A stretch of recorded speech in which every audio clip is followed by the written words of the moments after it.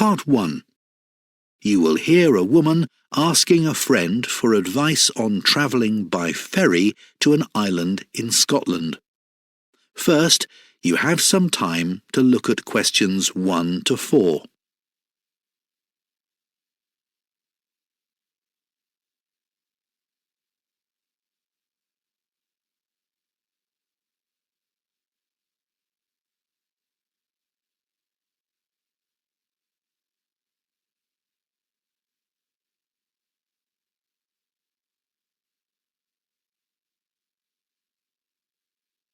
Now listen carefully and answer questions 1 to 4.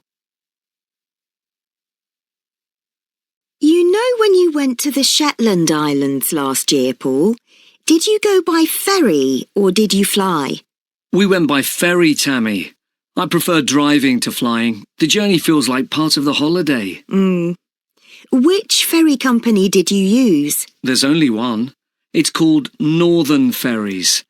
The ferries all leave from Aberdeen. How frequent are they? The service is pretty limited. There's only one ferry leaving every evening in summer, anyway. 7 days a week. I'm not sure about the winter months. They may only run on 4 or 5 days then. OK, so it's an overnight trip.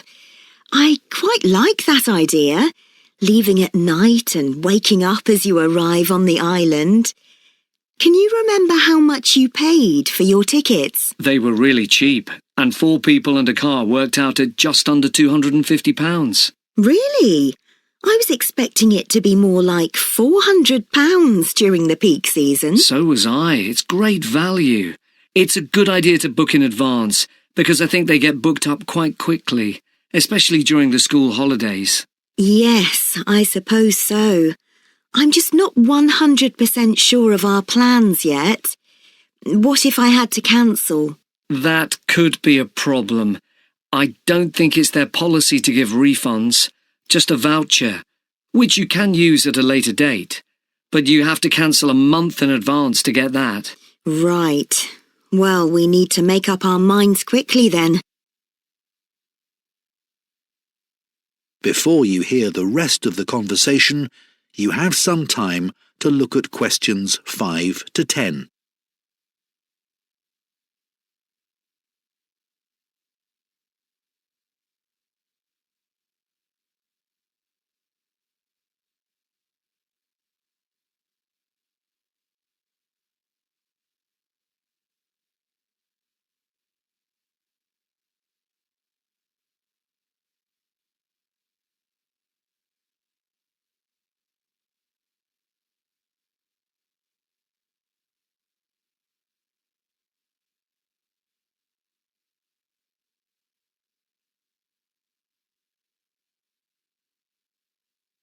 Now listen and answer questions 5 to 10. You'd want to book a cabin too. We booked too late to get a cabin with a window. They're more expensive, but much nicer than the inner cabins. You don't have to book a cabin at all, but I think it's worth paying for. They also have luxury cabins, which are only for 2 people and have a TV, but I wouldn't bother with those. No, I agree. The only other thing I can think of is to make sure you bring snacks for the kids. The selection on board is quite limited, and not that healthy either. What about Wi-Fi on board? Is that any good? Not really.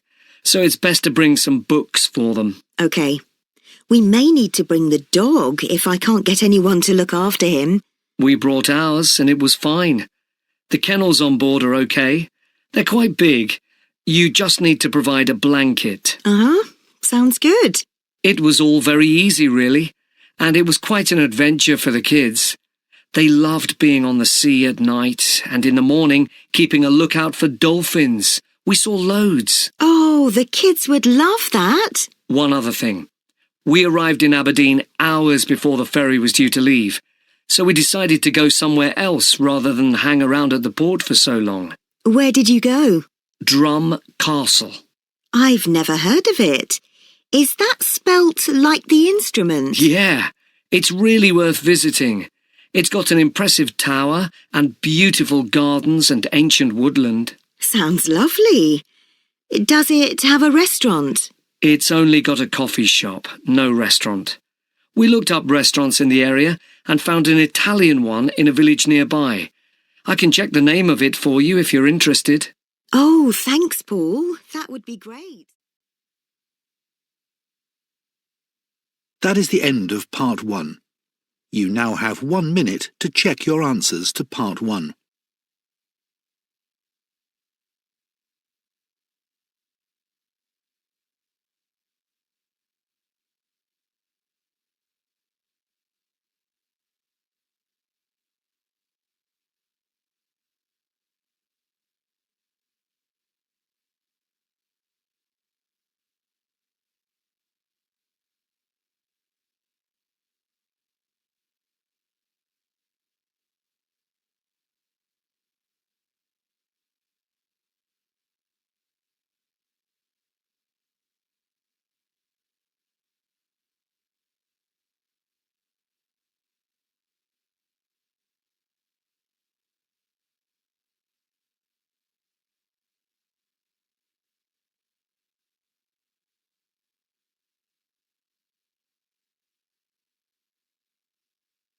Part 2.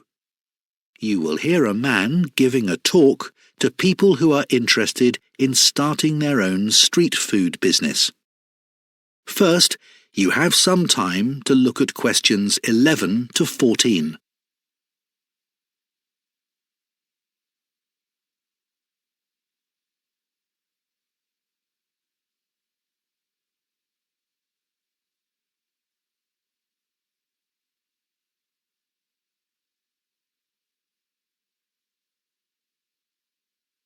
Now listen carefully and answer questions 11 to 14.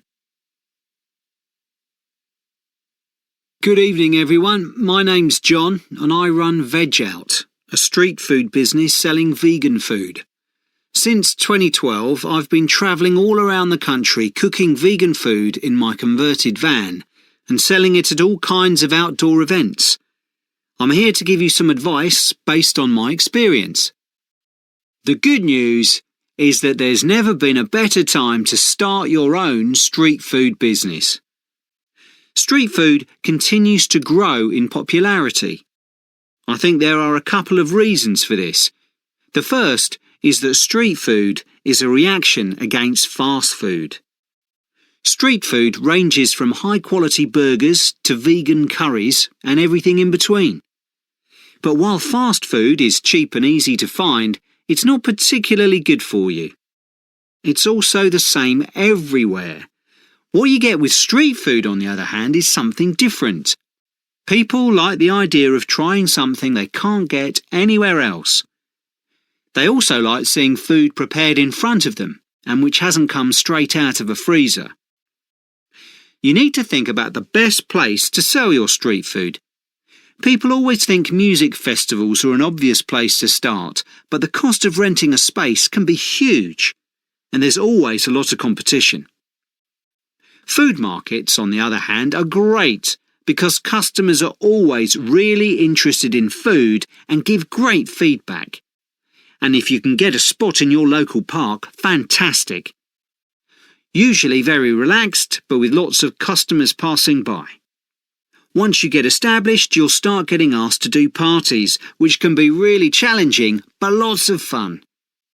Having street food at weddings has become quite fashionable too, but you need to really know what you're doing, as everything needs to be perfect. Before you hear the rest of the talk, you have some time to look at questions 15 to 20.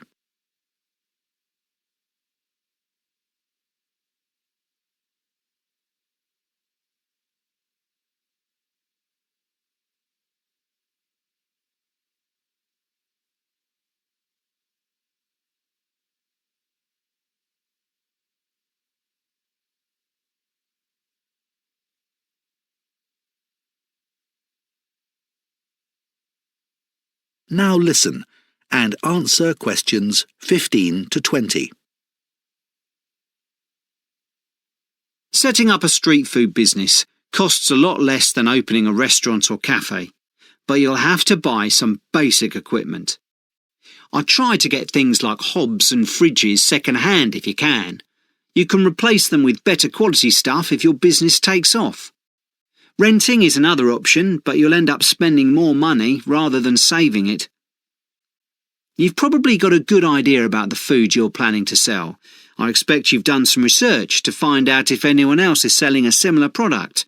And you'll have thought about any possible allergies to nuts or eggs, etc. But there's one thing people don't always think about, and that's how you're going to serve it. On a plate? In a bag? Will you provide a fork? Will it all be easily recyclable or reusable? It's got to be easy to eat and look attractive, or customers won't come back.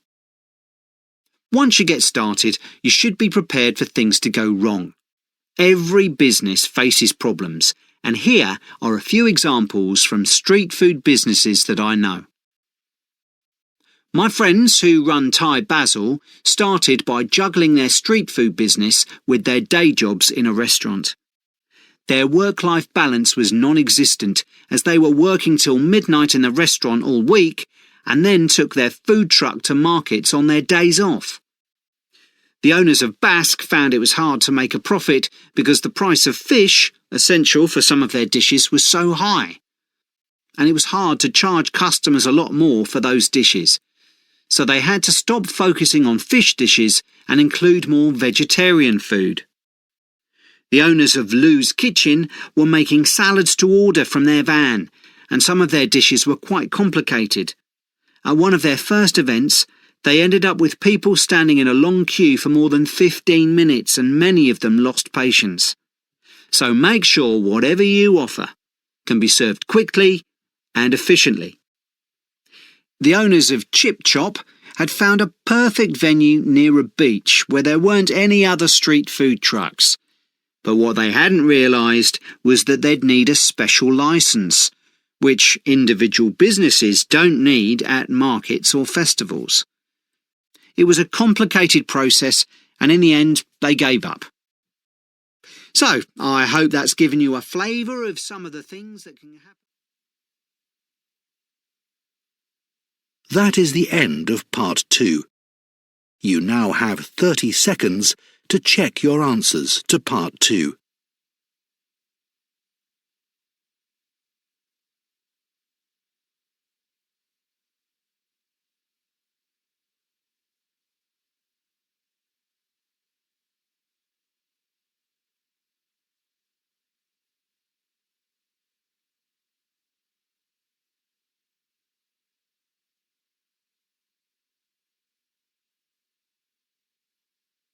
Part 3. You will hear part of a discussion between two textile students about their research into sustainable fashion. First, you have some time to look at questions 21 to 24.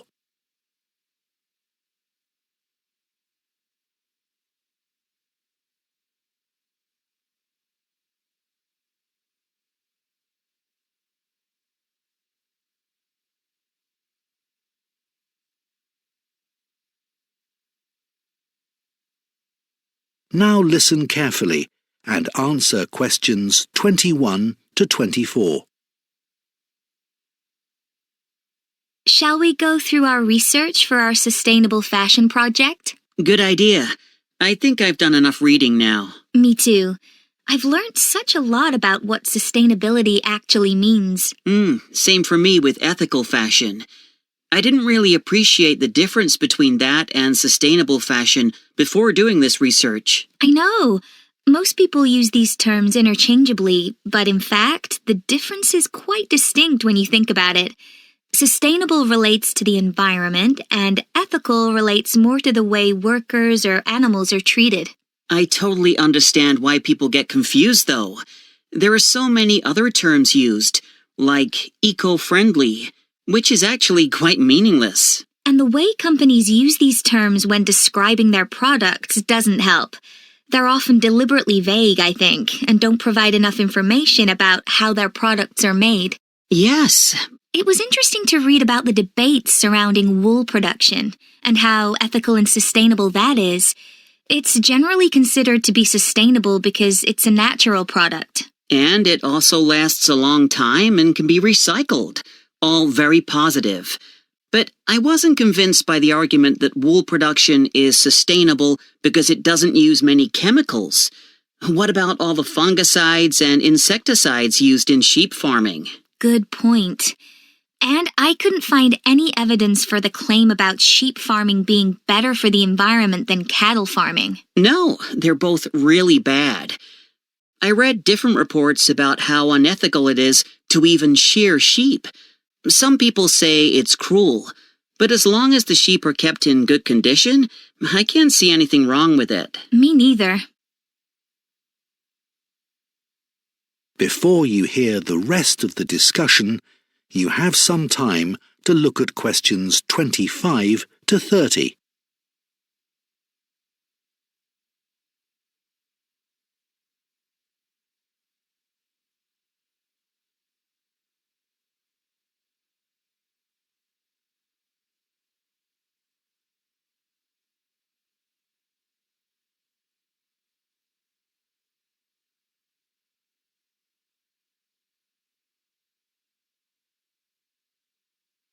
Now listen and answer questions 25 to 30.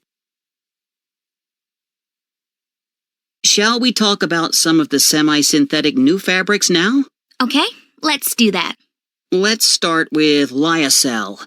I've been reading about that. Yeah, that's the one produced from the pulp of eucalyptus trees, isn't it? Yes, and what happens with that is really impressive. Over 99% of dissolving agents used in the manufacturing process are used again. Yeah. Now, there are a few semi-synthetic fabrics that I'd never heard of, like cupro, for example. Made from byproducts of the cotton industry to create a kind of vegan silk.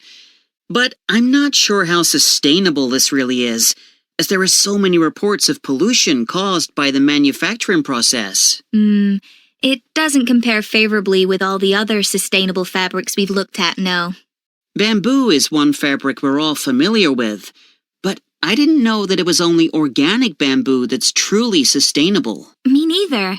Apparently, the manufacturing process for a significant proportion of bamboo is chemically quite intensive, which obviously can be quite damaging. EcoVero is an example of a semi-synthetic fabric which is becoming really popular. Probably because manufacturing causes 50% fewer emissions and takes up half as much energy as conventional fabrics.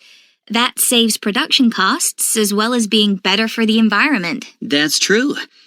I think demand for cork will continue to grow. It works really well in vegan shoes and bags. And it's the only fabric that's fundamentally sustainable. The cork trees it comes from are renewable, and the product itself is both recyclable and biodegradable, which is unique. And the harvesting process is actually good for the trees. There are no downsides to using this source at all. Hemp is another really good sustainable fabric from a natural source. Yes. Did you know that clothes made from hemp protect the wearer from the sun? And it's also antibacterial. No, I didn't. But I did read that it's quite hard to grow, so perhaps that's why it's not as common as you'd think. I'm sure that'll change. Then there are That is the end of part 3. You now have 30 seconds to check your answers to part 3.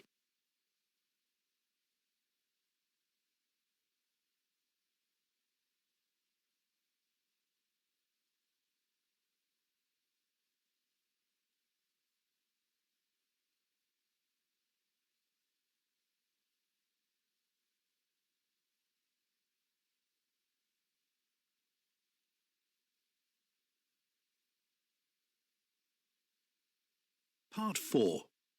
You will hear part of an ecology lecture about invasive species of plants and animals. First, you have some time to look at questions 31 to 40.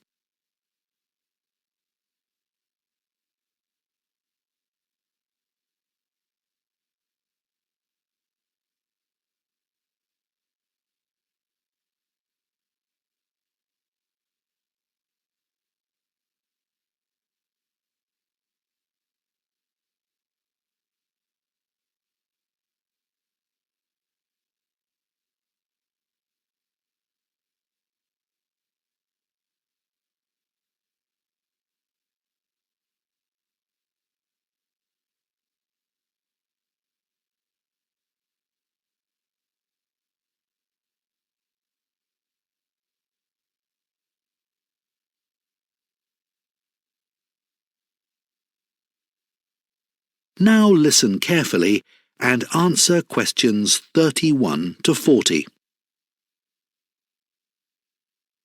Today I'm going to talk about invasive species.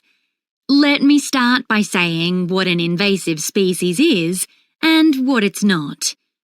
Invasive species are any animal or plant that is introduced into an environment by humans, and which is then harmful to that environment.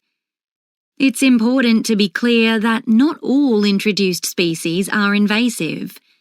Many introduced, or non-native, species thrive in new areas without posing any threat.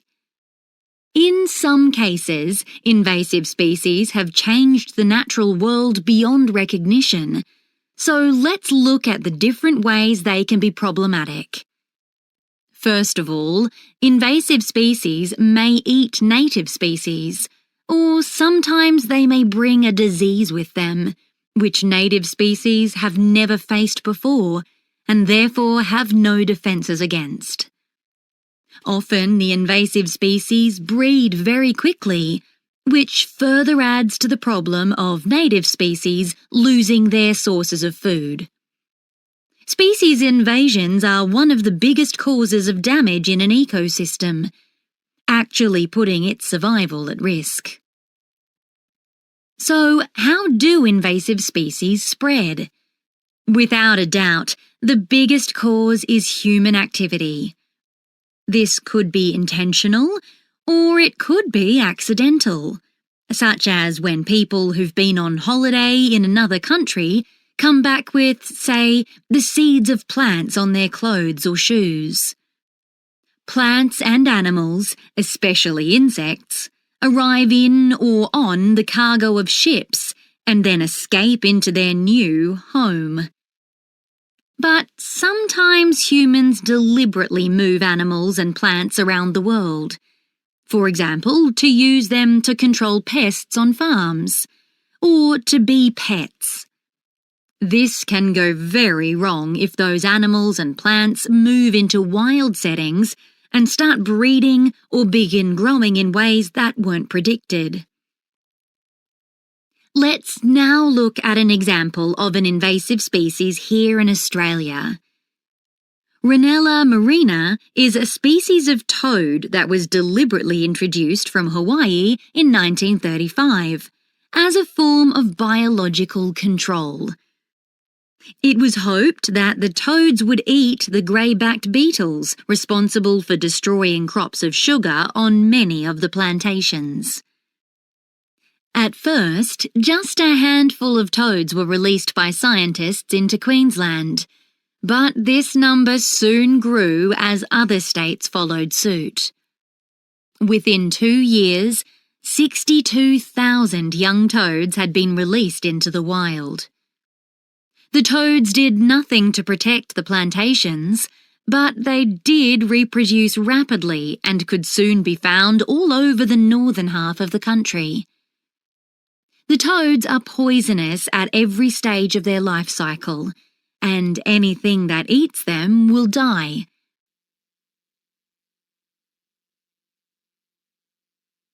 My second example regarding invasive species is the United Kingdom. Actually, there are more than 3,000 invasive species there, including some that are extremely common.